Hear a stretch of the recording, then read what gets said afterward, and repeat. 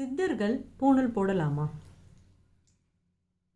சித்தருங்கிற ஒரு அந்தஸ்துக்கு வந்துட்டா அவங்க பூணூல் போடக்கூடாது, போட மாட்டாங்க.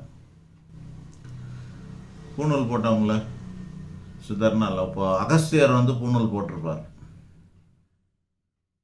ஏன்னா அவர் சித்தர் இல்லை, அதுக்கும் மேலே. சித்தர் மட்டும் இல்லை, அதுக்கும் மேலே. நவகோடி சித்தர்களுக்கு தலைவராக இருக்கக்கூடிய அகஸ்தியர் மகரிஷி ஆவார்.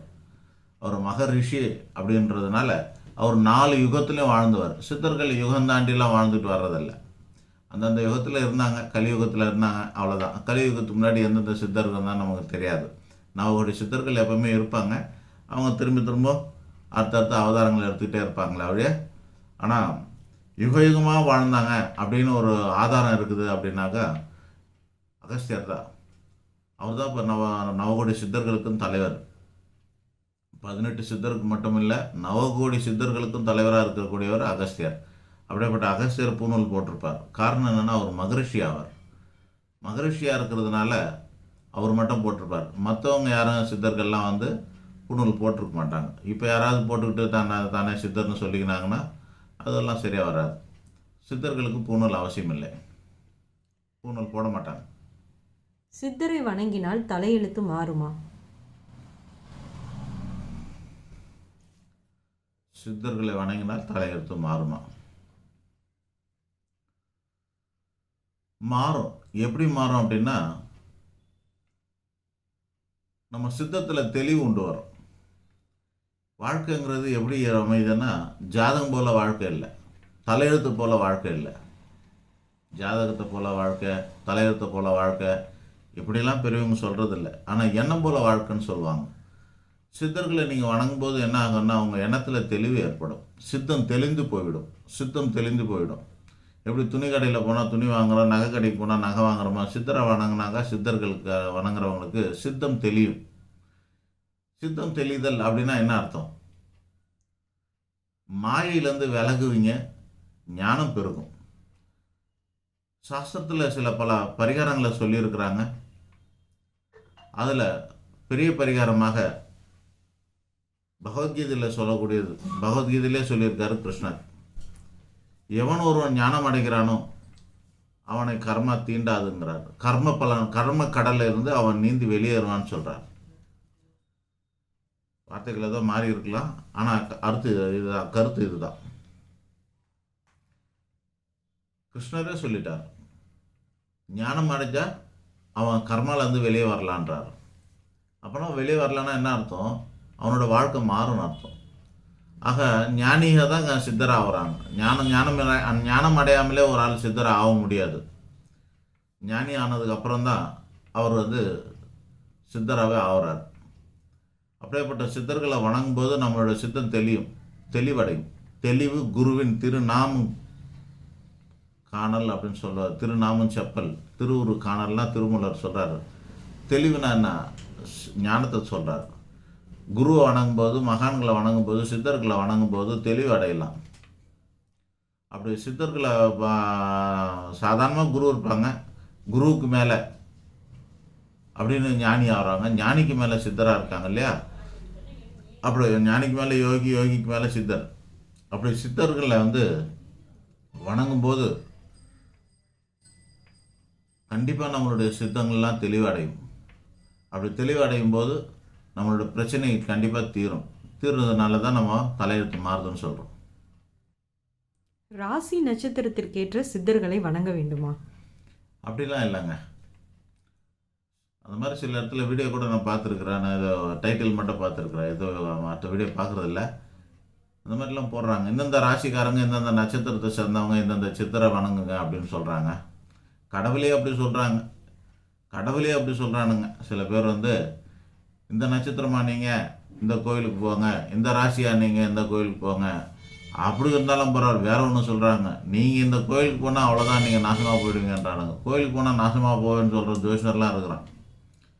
இந்தந்த கோயில் உங்களுக்கு ஒத்து வராது, இந்தந்த கடவுளை வணங்கக்கூடாது அப்படின்லாம் சொல்கிறாங்க.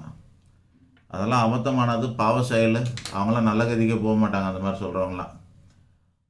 அதுபோல் சித்தர்களுக்கு எல்லாத்தையும் திறந்துட்டு துறவி ஆனதுக்கப்புறம் சித்தராக இருக்காங்கன்னா, அந்த சித்தர்களை போய் அவங்களுக்கு ராசி நட்சத்திரம் வச்சு பாகுபாடு படுத்துவதெல்லாம் முறையல்ல, அறிவும் அல்ல. எல்லா சித்தர்களும் வணங்கலாம். சித்தர்களை வணங்குவதற்கு நமக்கு இந்த நட்சத்திரம் இருக்கணும்னு இல்லை, நம்ம நட்சத்திரத்துக்கு ஏற்ற சித்தரை நீங்கள் தேட வேண்டிய அவசியமும் கிடையாது. அதனால் அதெல்லாம் மூடத்தனம், முட்டாள்தனம். சித்தர்களுக்கு ஏற்ற மாதிரி, நட்சத்திரத்துக்கு ஏற்ற மாதிரி சித்தர்களை தேடி தீர்வது முட்டாள்தனமான செயலாகும். சித்தர்கள் என்றால் யார்? விளக்கம் வேண்டும். 2 வகையில் நீங்கள் எடுத்துக்கலாம். சிவன் போக்கு, சித்தன் போக்குன்னு சொல்கிறாங்க இல்லையா? தன்னை இறைவனின் அம்சம் என்று உணர்ந்து கொண்டவர்களாம் சித்தர் தான். தன்னை இறைவனின் அம்சம் என்று ஒப்புக்கொண்டவர்கள் அனைவரும் சித்தர்கள் தான். அந்த சித்தர்கள் சில குழப்பங்களெல்லாம் ஏற்படுத்துவாங்க, நீங்கள் பார்த்துருப்பீங்க. பைபிளில் பார்த்தீங்களா, ஜீசஸ் பார்த்தீங்கன்னா ஒரு நேரம் என்ன சொல்லுவார், ஃபாலோ மீ சொல்லுவார், என்னை வணங்குன்னு சொல்லுவார். தன்னை வணங்குறவனை நான் மாற்றுவேன், வாழ்க்கையை மாற்றுவேன்றார். நானே கடவுளுங்கிற மாதிரிலாம் சொல்லுவார். ஒரு இடத்துல கடவுள் நான் தேவகுமாரன்னு சொல்லுவார். தேவனுக்கு குமாரன்னு சொல்லுவார்.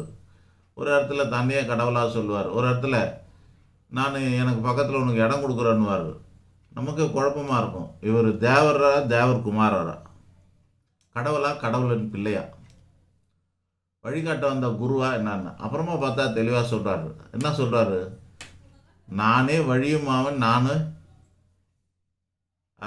ஜீவனமாவன் சொல்லுவார். ஜீவனமானா பரம்பொருளும் அவரே தான், வழிகாட்டுதும் அவர் தான். நீ இப்போ வழியும் அவரே தான், நீ போய் அடைய போகிற இலக்கும் அதே தான். உன்னோட இலக்கு என்ன? இறைவன் அடைவது. அந்த இலக்கும் அவரே தான் அப்படின்னா அவரே இறைவன் அர்த்தம். உனக்கு வழி யாருன்னா அவரே தான்.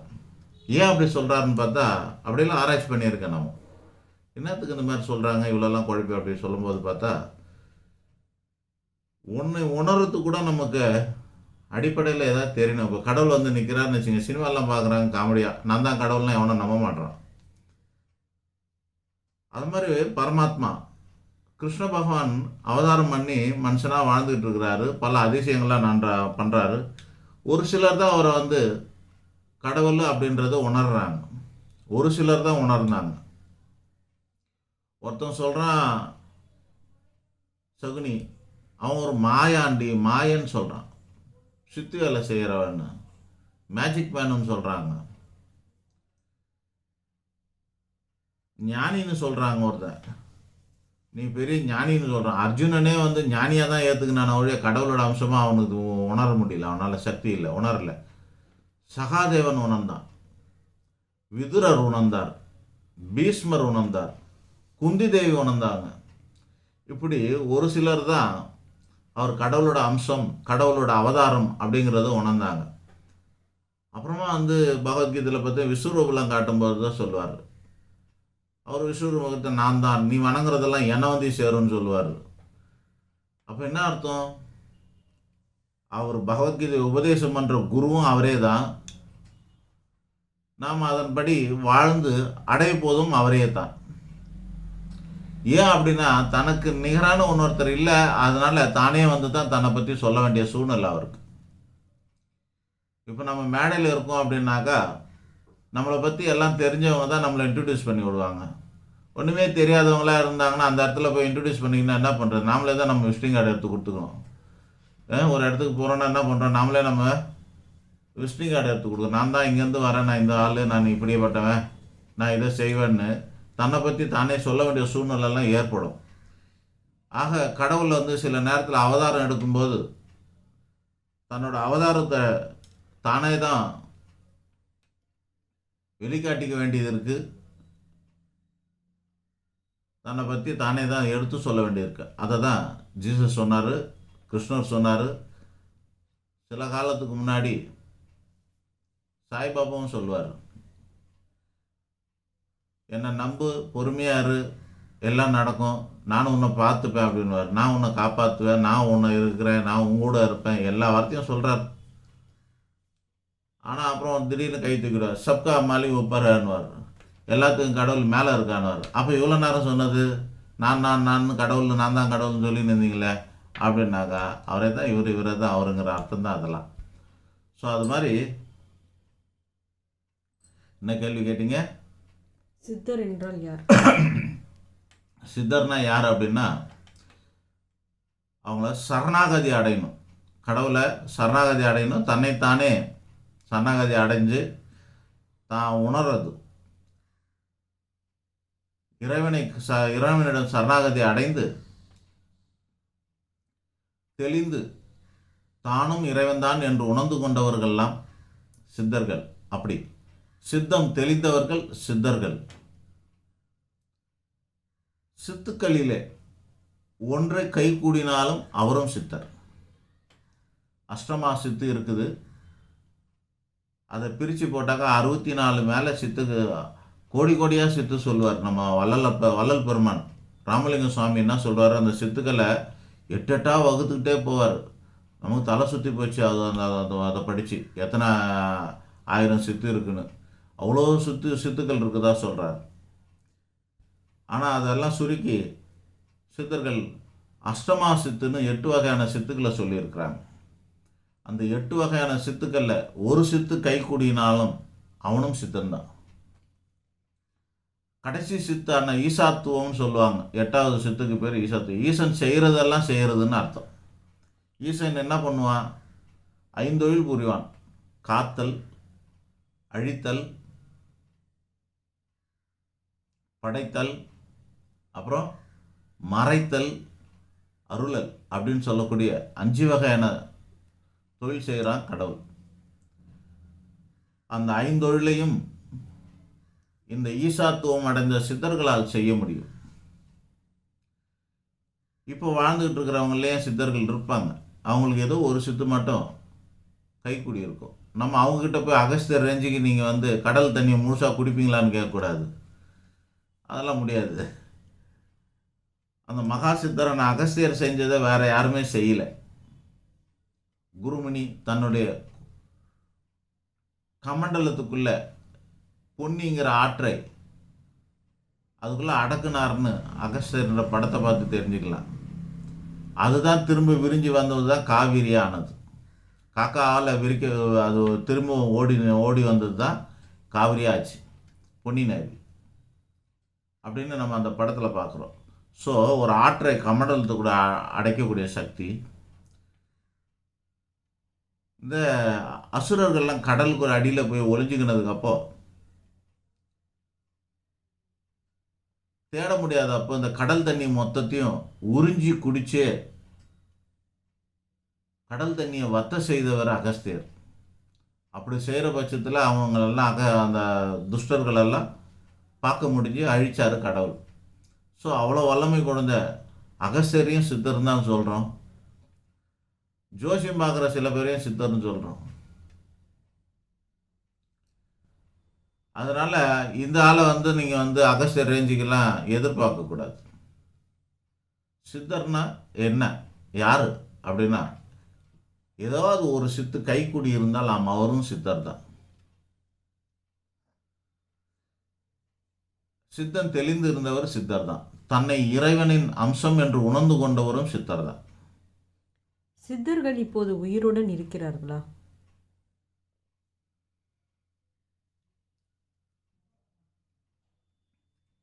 உடம்புன்னு ஒன்று இருக்கு இல்லையா, அந்த உடம்பு ரொம்ப காலத்துக்கு இருக்காது. ஒரே உடம்போடு இருந்தால் அவங்களுக்கு பேர் சிரஞ்சீவின்னு பேர். என்னது? சிரஞ்சீவி. அந்த மாதிரி சிரஞ்சீவியாக இருந்தவர்கள் 7 பேர் தான். சப்த சிரஞ்சீவி மட்டும்தான். அனுமார் இருக்காருன்னு சொல்லுவாங்க, மார்க்கண்டேயன் இருக்காருன்னு சொல்லுவாங்க, என்றும் சிரஞ்சீவின்னுவாங்க. அதுபோல் அஸ்வத்தாமன்னு சொல்லக்கூடிய ஒருத்தர் சொல்லுவாங்க. அஸ்வத்தாமன்னா துரோணாச்சாரியுடைய மகன். இந்த மாதிரி ஒரு 7 பேரை தான் சிரஞ்சீவியாக இருந்துக்கிறாங்க ஒரே உடம்போட. மீதி பேர்லாம் அந்த உடம்போடு இருக்க முடியாது. ஆனால் சூட்சும ரூபமாக எங்கும் நிறைந்திருக்கிறார்கள். ஒளி வேகத்தை விட மன வேகம்னு ஒன்று இருக்குது. நினைக்கிற பொழுதுல செய்வாங்க. நான் கூப்பிட்ட பொழுதுலாம் வருவார் அகஸ்தியர். கூப்பிட்ட நொடிக்கெலாம் வருவார். அப்போ சொல்லுவார் அகஸ்தியர் என்கிட்ட, என்னை ஒரு நொடி பொழுதுக்கு குறைஞ்சபட்சம் 60,000 பேர் என்னை வணங்குறாங்க. நான் அவங்கள பேர் அவ்வளோ பேரும் நான் ரட்சிக்கணும். நீ அற்ப சமாச்சாரத்துக்கெல்லாம் கூப்பிடாதன்னு சொல்லிட்டார் என்ன. பெரிய பெரிய விஷயமா கூப்பிடுன்னு சொல்லுவார். சின்ன சின்ன விஷயத்துக்கெல்லாம் கூப்பிடாதன்னுவார். இப்போ இல்லை, அது ஒரு 15 வருஷத்துக்கு முன்னாடியே.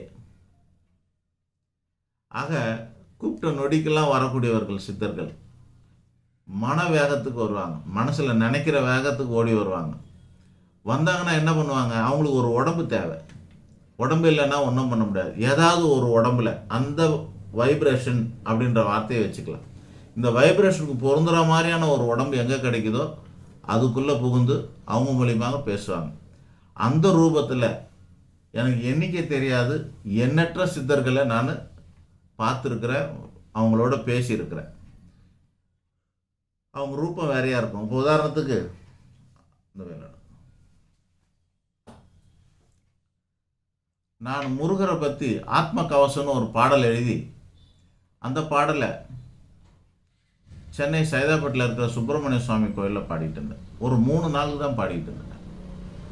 அந்த கோயிலில் முருகருக்கு முன்னாடி அருணகிரிநாதருக்கு சிலை இருக்கு. அந்த இடத்துல இருந்து தான் நான் அந்த பாட்டை பாடிட்டு வந்துருந்தேன். வரப்போ என் வீட்டில் மொட்டை மாடியில் கோவில் இருக்கு.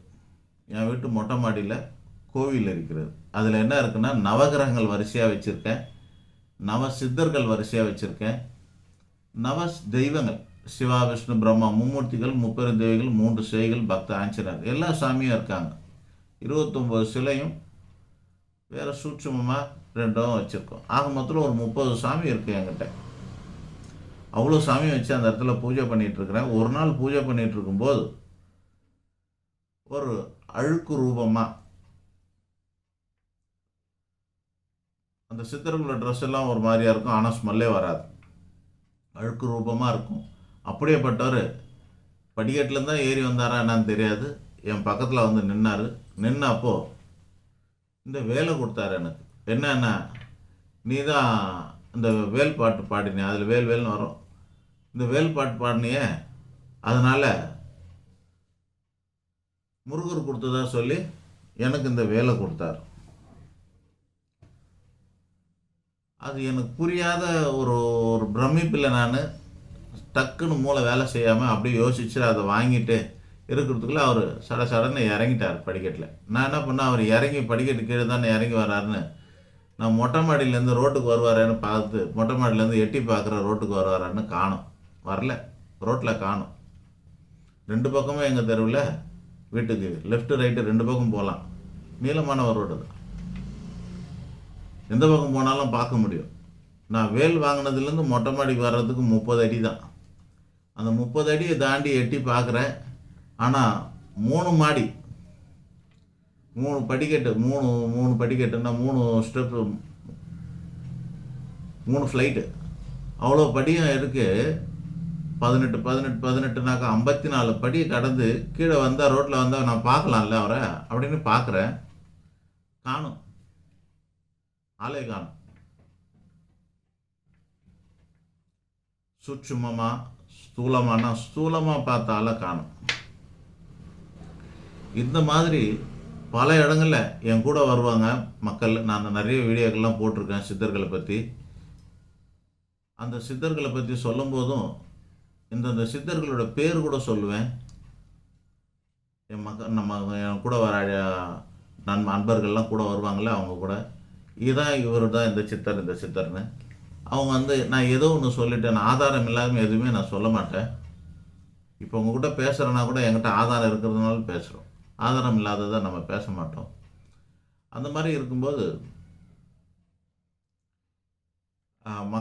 அன்பர்கள் வந்து நம்பாமல் போயிடுவாங்களான்ட்டு அந்த ஆதாரங்களை நம்ம சொல்கிறோம், இவர் தான் இந்த சித்தர்னு.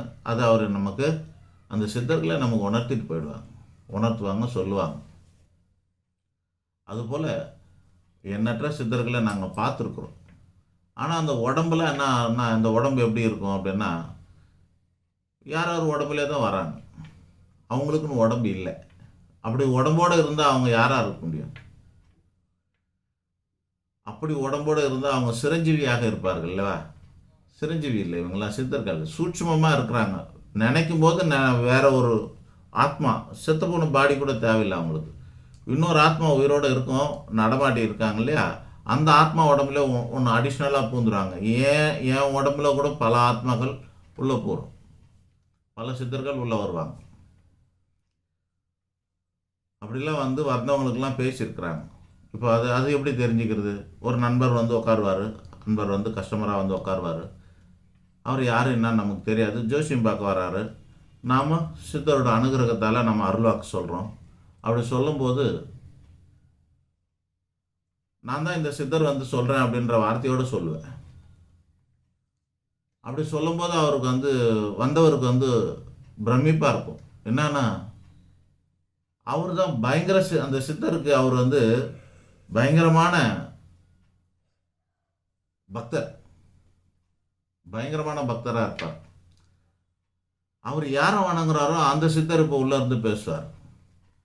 யார் மேலே? அவர் மேலே உள்ள கருணையால், என் பக்தன் இங்கே வந்திருக்கான், என் மேலே பக்தி செலுத்துகிறேன், என்னை அன்றாடம் பூஜிக்கிறவன் வந்திருக்கான், அவனுக்கு வழி காட்டணுமேனு வாய் திறந்து பேசணும். ஒரு வாய் வேணும், உயிரோடு இருக்கிற ஒரு உடம்பு வேணும். அதனால் நம்ம ஆத்மாக்குள்ளே புகுந்து நான் பேசுகிற மாதிரி அவர் உள்ளுக்குள்ளே டிக்டேட் பண்ணுவார். அதை நான் சொல்லுவேன். ஆக இப்படி தான் எல்லா இடத்துலையும் நடக்கும். சித்தர்கள் உயிரோடு இருப்பாங்களான்னா 2 வகை எடுத்துக்கலாம். நம்மளை மாதிரி வாழ்ந்துக்கிட்டே இருந்து பாதியில் சில பேர் சித்தர் ஆயிடுறாங்க இல்லையா, அப்படியாப்பட்டவங்க உயிரோடு தான் இருப்பாங்க. வாழும் சித்தர்கள் அவர்களாம், வாழ்ந்துக்கிட்டு இருக்கிற சித்தர்கள். நம்மளை மாதிரி மனுஷனாக பிறந்து உடம்போட பிறந்து அந்த உடம்போடவே வாழ்ந்துக்கிட்டு இன்பம் துன்பெல்லாம் கடந்தோ இல்லை எல்லாத்தையும் திறந்தோ அதுக்கு மேலே வந்து சித்த நிலையை அடைஞ்சிருப்பாங்க. அவங்க பேர் வாழும் சித்தர்கள்னு பேர். இன்னொருத்தவங்க ஏற்கனவே சித்தியாகி சமாதாயி, நீங்கள்லாம் பார்த்தீங்கன்னா ஒரே சித்தருக்கு 2-3 நேரத்தில் சமாதி இருக்கிறதா நீங்கள் வந்து கேள்விப்படுவீங்க. அகஸ்தியர் எங்கெங்கெல்லாம் சமாதியாக இருக்காருன்னு சொல்லுவாங்க. அவருக்கே 2-3 இடத்துல சொல்லுவாங்க. திருவனந்தபுரத்தில் சமாதி ஆனார்னுவாங்க, இங்கே ஆனார் அங்கே ஆனார்னுவாங்க. அதுபோல் பல இடங்களில் இருக்குது. ஒரு புலிக்கால் சித்தர்னு சொல்லுவாங்க, தெரியுமா அவங்களுக்கு? பதஞ்சலியார்னு ஒருத்தர் இருக்கார், வியாக்கிரபாதர்னு ஒருத்தர் இருக்கார்.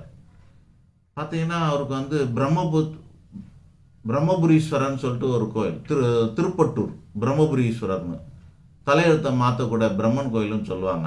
அந்த இடத்துல அவருக்கு இருக்கு, பதஞ்சலியாருக்கும் வியாக்கிரபாதரும்.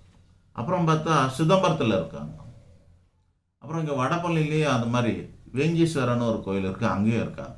இங்கெல்லாம் சமாதி ஆனதாக சொல்லிக்கிறாங்க. ஸோ எப்படி ஒரே ஆள் அங்கங்கே போய் திரும்பி சமாதி ஆக முடியும்? அப்படின்னும் போது நமக்கு திருமூலர் ஞாபகத்துக்கு வருவார். மூலர் அப்படின்னு சொல்கிறாங்கன்னா, திருங்கிறது நீங்கள் வந்து மதிப்புக்குரியவராக எடுத்துக்கிறோம். ஆனால் அவர் வந்து அவரோட வரலாறில் அல்லது அவரோட கதையில் என்ன இருக்குது அப்படின்னா, அவர் 3 முறை மனிதரோட ரூபத்திலே தன்னுடைய ஆத்மாவை கூடு விட்டு கூடு பாய்ந்து வாழ்ந்தார்னு அர்த்தம். ராஜாவுடைய உடம்புல ஒரு முறையும், ஒரு மாடு மேய்க்கிறவன் உடம்புல ஒரு முறையும், இந்த மாதிரி ஒரு 3 முறை அவர் உடலை கூடு விட்டு கூடு மாட்டி வாழ்ந்திருக்காருன்னு காட்டுறாங்க. அதுபோல தான் இருக்கும். ஆக வாழ்ந்துக்கிட்டே இருக்கிறவர்கள் வாழும் சித்தர்கள்னு சொல்லலாம். வேறு ஒரு உடம்புல வந்து பேசக்கூடிய சித்தர்கள் இருக்காங்க. அப்படி தானே ஒழிய நீங்கள் நினைக்கிற அகஸ்தியர் வந்து திரும்பவும் அதே சீர்காழி கோவிந்தராஜன் கெட்டப்பிலெல்லாம் வந்து நிற்க மாட்டார். அப்படிலாம் நீங்கள் பார்க்க முடியாது. நன்றி, வணக்கம். வேற சித்தர்கள் இப்போதும் அதிசயம் நிகழ்த்துகிறார்களா? ஆமாம், அதிசயம் நிறைய நிகழ்த்துறாங்க. நம்மளோட வீடியோலாம் பாருங்கள், ஏற்கனவே நிறைய வீடியோ இருக்கும் சித்தர்கள் பற்றி. ஆதாரபூர்வமான அதிசயங்கள் எல்லாம் நான் சொல்லியிருப்பேன். இன்னும் வேறு யாருன்னா அந்த மாதிரி ஆதாரபூர்வமாக சொல்லியிருந்தாங்கன்னா அதெல்லாம் பாருங்கள். நிறைய அதிசயம் நிகழ்த்துறாங்க. இப்போ இந்த வீடியோவில் ஒரு அதிசயத்தை சொன்னேன். சித்தர் தான், அருணகிரிநாதர் தான் வந்து எனக்கு இந்த வேலை கொடுத்தாருன்னு சொல்லியிருக்கேன். அதிசயம்தான். எண்ணற்ற அதிசயங்களை நானும் பார்த்துருக்கேன். என்னை நம்பி வரவங்களுக்கு, என் கூட வந்து பயணப்படுறவங்களுக்கு, ஆன்மீக பயணத்தில் ஈடுபடுறவங்களுக்கு பல பேருக்கு அந்த அதிசயங்களை நான் நேர்லேயே காமிச்சிருக்கிறேன். ஆக சித்தர்களில் இப்போவும் அதிசயம் பண்ணிக்கிட்டு தான் இருக்கிறாங்க. வாழும் சித்தர்கள் இல்லை, சித்தி சமாதி அடைஞ்ச சித்தர்கள் அதிசயம் பண்ணிக்கிட்டு தான் இருக்கிறாங்க. சித்தர்களை எங்களை போன்றவர்களால் காண முடியுமா? அதை தான் சொல்லிக்கிட்டு இருக்கேனே. என் கூட வரவங்களுக்கு இவங்க சித்தர்னு காமிச்சிட்டு இருக்கோம். உங்களுக்கு யார் சித்தர்னு புரியாமல் இருக்கலாம், தெரியாமல் இருக்கலாம். நீங்கள் வந்து பைத்தியக்காரன், ரோட்டில் குப்பை பொறுக்கிறவன், சன்னியாசி, பரதேசி, இந்த மாதிரி பல ரூபத்தில் இருப்பாங்கள்ல. எல்லாரையும் வந்து எந்த ரூபத்தில் வேணால் சித்தர் இருப்பாங்க. ஆனால் எங்களுக்கு தெரியும், எனக்கு தெரியும், என்ன மாதிரி பல பேருக்கு தெரிஞ்சிருக்கலாம். அந்த இவங்க இந்த இடத்துல இப்போ உதாரணத்துக்கு வந்து நானும் என் நண்பரும் வேளச்சேரி ரோடு வழியாக போயிட்டுருக்கோம். சென்னையில் கவர்னர் மாளிகை பக்கத்தில் வேளச்சேரி வழியாக ரோடுக்கா போயிட்டுருக்கும்பொழுது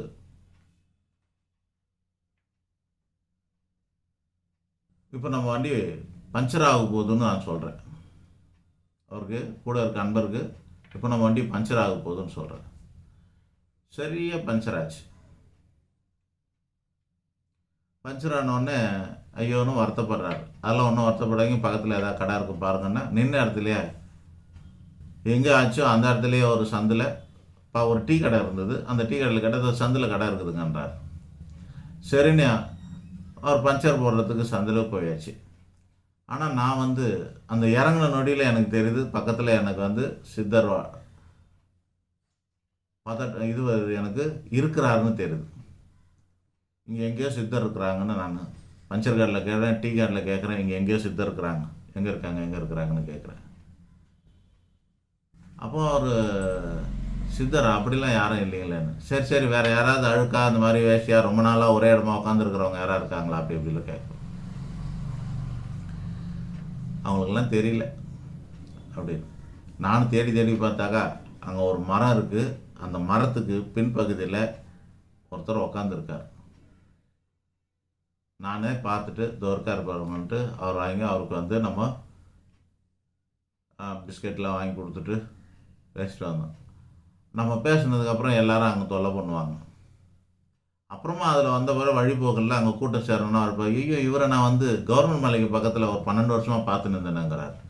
ஸோ 12 வருஷமாக அங்கே இருந்தவர் அப்போ நாங்கள் இருக்கிற இடத்துல அங்கே வந்திருக்கார். சித்த நிலை அடைஞ்சிட்டார். ஆனால் அவர் வேறு இடத்துல இருந்தார். இந்த இடத்துக்கு தெரியாது போல இருக்குது. அங்கே இருக்கிறவங்க யாரும் பார்க்கல, அதனால் அவங்களுக்கு யாரும் தெரியல. ஆனால் எனக்கு அங்கே யாரோ ஒருத்தர் இருக்காருன்றது என்னுடைய உள்ளுணர்வு சொல்லுது. நான் அந்த இடத்துல தேடி கண்டுபிடிச்சேன், இருந்தார், அவரை பார்த்தேன். அந்த சித்தரோட தரிசனம் கிடைக்கணுங்கிறதுக்காக எங்களுக்கு அன்றைக்கி பஞ்சர் ஆகுது. இதுதான் அதிசயம். இந்த மாதிரி எண்ணற்ற அதிசயங்களை நாங்கள் பார்த்துக்கிட்டு இருக்கிறோம். வரவங்களுக்கும் நிறைய பேருக்கும் காட்டுறோம். ஆனால் நமக்கு வந்து உணர்தல் கம்மியாக இருக்கும். அதனால் நம்மளாம் புரிஞ்சிக்க முடியாமல் போகுது. இவர் சித்தரான்னு தெரியாது, இவர் தெருப்பொறிக்கான்னு தெரியாது, இவர் வந்து பைத்தியக்காரனான்னு தெரியாது, பிச்சைக்காரனான்னு தெரியாது, அப்புறம் வந்து பரதேசியான்னு தெரியாது, பண்டாரமானு தெரியாது, எதுவுமே தெரியாமல் நாம் இருப்போம். நாங்கள் அன்னதானம் பண்ணுறோம், க்யூவில் நின்று வரிசையாக நின்று ஒரு ஆள் வந்து அன்னதானத்தை வாங்குறாரு. அப்போ வந்து எல்லாம் வாங்கிட்டாரு. அதுக்கப்புறம் கேட்கும்போது காலி ஆகிடுச்சு நம்மக்கிட்ட அன்னதானம், அவ்வளோதான் தீர்ந்து போச்சுன்னு சொல்கிறேன் நான். அவர் சொல்கிறாரு, அதெல்லாம் தீர்ந்து போகாது, இப்போ தான் தொடக்கமே, அது தொடரும் அப்படிங்கிறாரு. என்னடா அது, இந்த டைலாக் எங்கேயோ கேள்விப்பட்ட மாதிரி இருக்கேன்னு பார்த்தா, சில நாளுக்கு முன்னாடி தான் எனக்கு வந்து சித்தர்களோட பேசுகிற பழக்கத்தில் அது பேசும்போது இந்த டைலாக்லாம் சொன்னார். அதே டைலாக் தான் அது. அப்போ வந்து அன்னதானம் வாங்கினவரும் சித்தர் தான். இதுதான் நம்ம உணர்ந்துக்கணும். அது நெகட்டிவாக சொல்லாத, காலி ஆயிடுச்சுன்னு சொல்லாத. அது காலி ஆகுது. இந்த இடத்துல தொடர்ந்து சித்தர் பீடு தான் இது, தொடர்ந்து இந்த இடத்துல அன்னதானம் தொடர்ந்து நடக்கும் அப்படின்ற வார்த்தையை சொல்கிறாரு. நமக்கு முன்னாடி 2 நாளுக்கு முன்னாடி வந்த டைலாக்கு இப்போ வெளியே வந்து ஒரு ஆள் சொல்கிறார். ஆக சித்தர்கள்லாம் இருக்காங்க, எல்லாரும் பார்க்கலாம், நம்ம தான் உணரணும். நன்றி, வணக்கம்.